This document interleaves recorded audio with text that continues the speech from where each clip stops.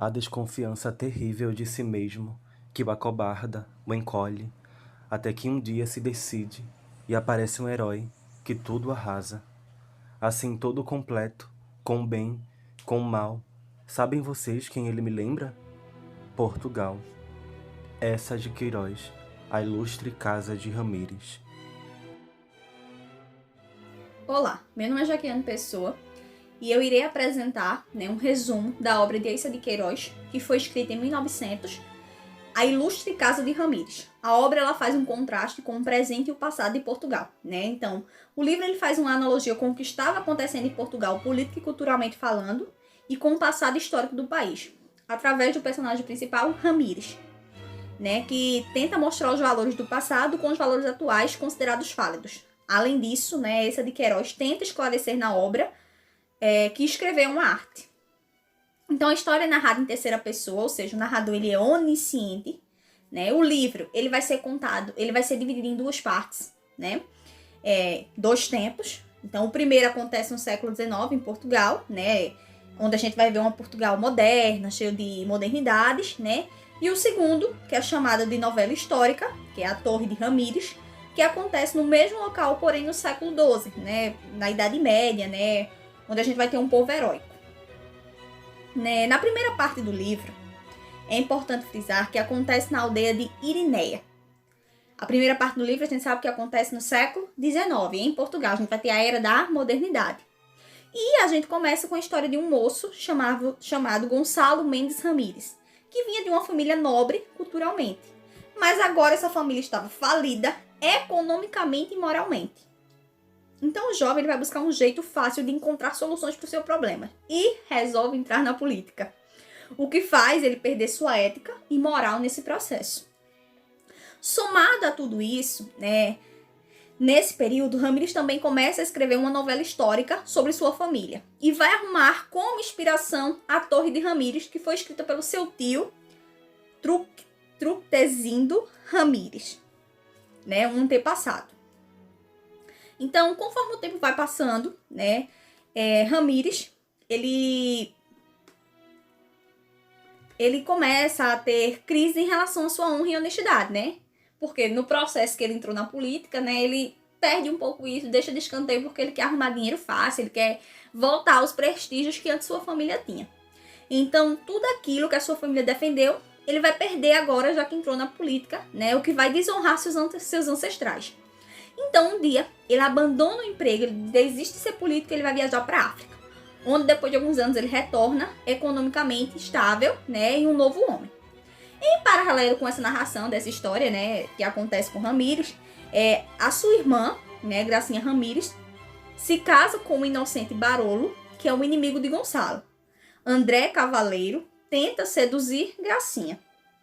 Já na segunda parte do livro, que conta a história da Torre do Ramires, narrada no século XII, ela faz o quê? Uma retomada ao passado. A gente vai lá para a Idade Média. Então a gente sai da Idade Moderna e vai para a Idade Média, onde o personagem principal agora é Tructezindo Mendes Ramires, que é um antepassado, é tio de Ramires. Então é um homem rígido, íntegro e audaz. Então a gente já percebe aí o contexto, culturalmente falando, da moral e da ética que a família de Ramires busca, e na modernidade ela se encontra falida. E ele busca vingar a morte de seu filho Lourenço, que foi morto em uma emboscada armada pelo Lopo Baião, considerado inimigo da família. Então, esse é um pequeno resumo, A história é bem mais ampla, tem bem mais informações, mas aqui é um pequeno resumo de como se passa a história, de como acontece tanto na primeira parte como na segunda parte, nessa história, a Ilustre Casa de Ramires. Obrigada. Olá, eu sou Beatriz Virgínia e vou falar um pouco sobre o autor da Ilustre Casa de Ramires, que foi Eissa de Queiroz. José Maria Eissa de Queiroz nasceu em Póvoa do Varzim, norte de Portugal, filho de uma relação amorosa considerada ilícita. Então, ele foi criado longe dos pais dele, e desde muito cedo o escritor foi marcado pelos preconceitos e a hipocrisia da época da sociedade burguesa em que ele vivia. Entre 1861 e 1866, estudou Direito na tradicional Universidade de Coimbra, presenciando, sem participar diretamente, o início da questão Coimbran, que também é conhecida, como a questão do bom senso e do bom gosto. É a polêmica que introduziu o realismo em Portugal. Ele ligou-se, por essa ocasião, ao grupo renovador chamado Escola de Coimbra. Mas, como foi dito anteriormente, ele não chegou a participar diretamente dessa questão Coimbran. A obra de Eça de Queiroz é dividida em 3 fases. A primeira delas, próxima do espírito romântico, como exemplo, podemos citar Prosas Bárbaras.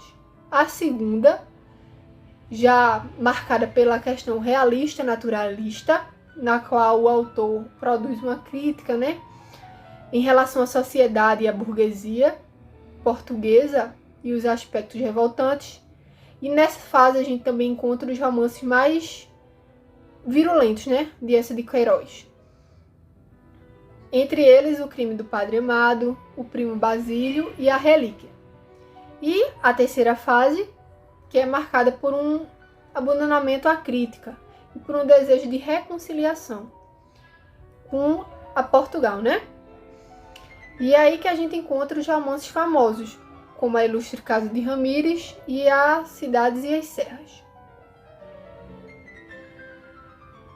Eça de Queiroz, ele viveu um dos períodos mais contraditórios da história da literatura portuguesa, E a obra dele acompanha as oscilações ideológicas e sociais da época em que ele conviveu. E ele pode sim ser caracterizado o maior representante da prosa realista de Portugal. Sobre o contexto histórico da obra, podemos dizer que é um romance realista da terceira fase do escritor, a qual já foi anteriormente citada, e a obra foi publicada em 1900, podendo assim representar uma maior maturidade por parte do estilo do escritor, porque antes ele havia presente nas suas obras muita questão das críticas, as ironias, que foi justamente marcada na segunda fase dele. Nessa obra, A Ilustre Casa de Ramírez, a gente pode perceber uma postura de maior esperança nos valores humanos, abrindo espaço até para um maior otimismo. E é justamente o que a gente percebe nos últimos livros de Eça de Queiroz, porque é visto uma mudança de opinião na forma da escrita dele. Ele passa não mais a tocar a sociedade lisboense, para assim mostrar as belezas de Portugal. A Ilustre Casa de Ramírez é um romance realista da terceira fase do escritor português Eça de Queiroz, que faz contraste com o presente e o passado de Portugal. É uma obra extensa e muito rica, considerada um dos romances mais importantes do autor, reflexo de muito trabalho e almejo pela perfeição, características peculiares da escrita queiroziana. O romance foi publicado em 1900, depois de Eça de Queiroz falecido. Nesse sentido, trata-se de uma obra que o autor não chegou a ver publicada, sendo designada por isso como semi-póstuma. Em relação à escrita, não é uma obra extremamente complexa. No entanto, por vezes, faz-se necessário o uso do dicionário para significação de algumas palavras de uso incomum atualmente, como, por exemplo, escaiolada, alcunha, aferro, varonil, côvados, fogachos, arrebicar, entre outros. Felipe Matias, em seu artigo A Ilustre Casa de Ramírez, Entrecruzamento da ficção com a história, em Eça de Queiroz, afirma que o romance A Ilustre Casa de Ramírez, inserido na última fase de Eça de Queiroz, mostra as propostas éticas como o respeito e o apreço pelo trabalho honesto, o amor à verdade, o combate à hipocrisia, entre outros.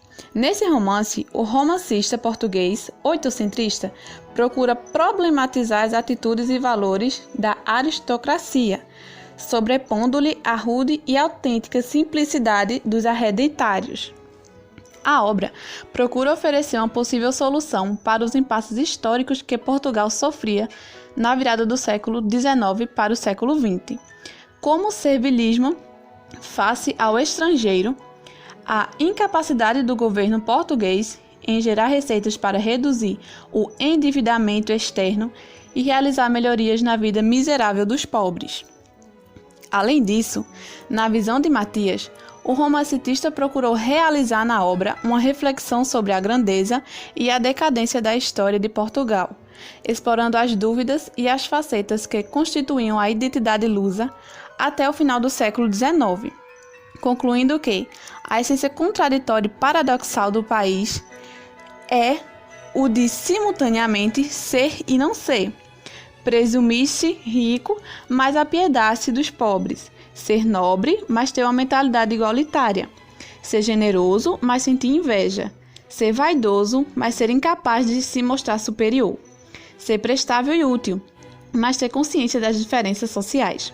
Neste sentido, nota-se que o último essa não foi um decadentista, conservador, reacionário, conformado com a situação de lastimável atraso e dependência dos diversos setores do país.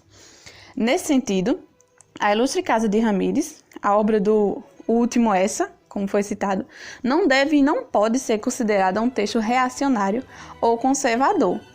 Por mais, pode-se dizer que a obra é de fato atual, já que provoca nos leitores contemporâneos uma sensação de proximidade e de familiaridade. Olá, meu nome é Aniele Maria Santos de Moura e eu vou falar sobre a questão do ambiente e cenário da obra da Ilustre Casa de Ramírez.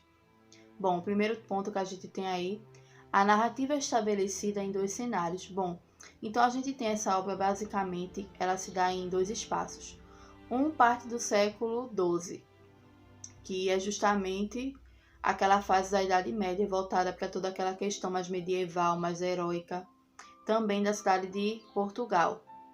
E o outro cenário da obra seria basicamente o cenário do século XIX, que é aquela fase, aquele tempo de modernidade da cidade de Portugal, com aquele ambiente, com aquela esfera mais urbanizada.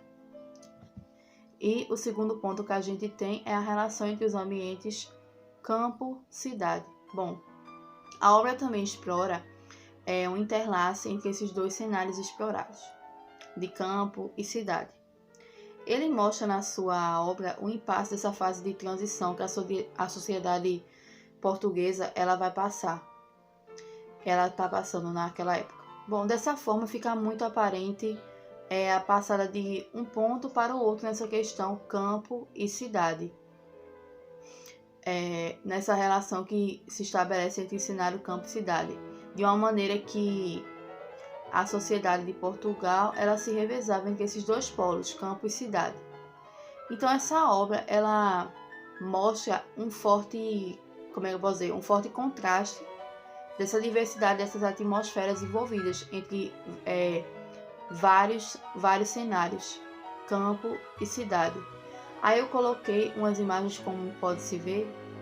Essa primeira foto ela é uma representação da Casa de Ramírez.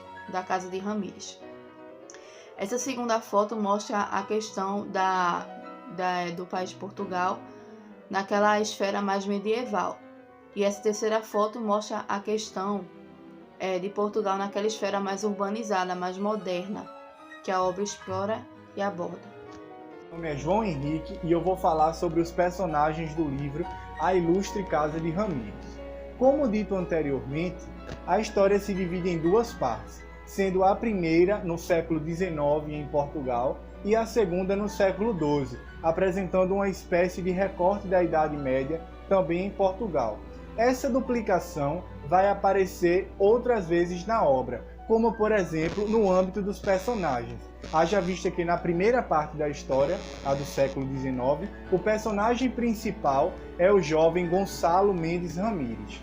Concomitantemente, na segunda parte da obra, caracterizada como uma novela e intitulada como A Torre de Ramírez, mesmo sendo escrita pelo protagonista da parte anterior, ou seja, o jovem Gonçalo Mendes, na obra, compõe e escreve uma história, e nessa história o protagonista é um antepassado seu. O personagem principal desta se trata de um antepassado do jovem Gonçalo Mendes, como dito agora. Contudo, nesta parte que assume quase que o papel de um novo núcleo, o personagem Truquezindo Mendes Ramírez em nada se distancia de seu papel de protagonista e assume seu lugar perante o foco da narrativa. Além do vínculo sanguíneo que enlaça os protagonistas tanto do século XII quanto do século XIX, na narrativa ambos são colocados em contato para que seus posicionamentos, sobretudo ideológicos, sejam postos em comparação, a fim de que passado e presente busquem entre si semelhanças e incoerências. Compondo ainda o quadro de personagens, na primeira parte da narrativa, a do século XIX, elege-se Gracinha, irmã do protagonista, como coadjuvante. A figura de José Lúcio Castanheiro, que é o idealizador do movimento da ressurreição do sentimento português, também como coadjuvante. Compõe ainda o quadro dos coadjuvantes o personagem Barolo, que passa a ser marido de Gracinha e sucessivamente cunhado do protagonista. Ainda na primeira parte da narrativa, o personagem André Cavaleiro pode ser considerado como antagonista ou oponente. Prova disto é a tentativa falha de conquistar Gracinha, irmã do protagonista. Na segunda parte, que se passa no século XII, como dito anteriormente, elege-se o personagem Truquezindo Mendes Ramírez como protagonista ou coprotagonista. O coadjuvante, nessa fase, a do século XII, seria seu filho Lourenço, morto numa emboscada armada pelo antagonista ou oponente da segunda parte do século XII, que é o Lobo de Baião, considerado inimigo da família. Neste núcleo, o personagem principal é movido pela sede de vingar a morte de seu filho. A ação decorre na província, entre aldeias de Santa Irineia, a Vila Clara e a cidade de Oliveira, espaço onde se movimenta o protagonista Gonçalo Mendes Ramírez, que, crendo-se o mais genuíno e antigo fidalgo de Portugal e predestinado a restaurar em Portugal o romance histórico, se divide entre o desejo de escrever um romance sobre o seu antepassado e sobre a ambição política. A ilustre Casa de Ramírez, para além de satirizar os processos de construção do romance histórico, questiona a relação do Portugal do século XIX com as suas memórias históricas e as suas responsabilidades presentes.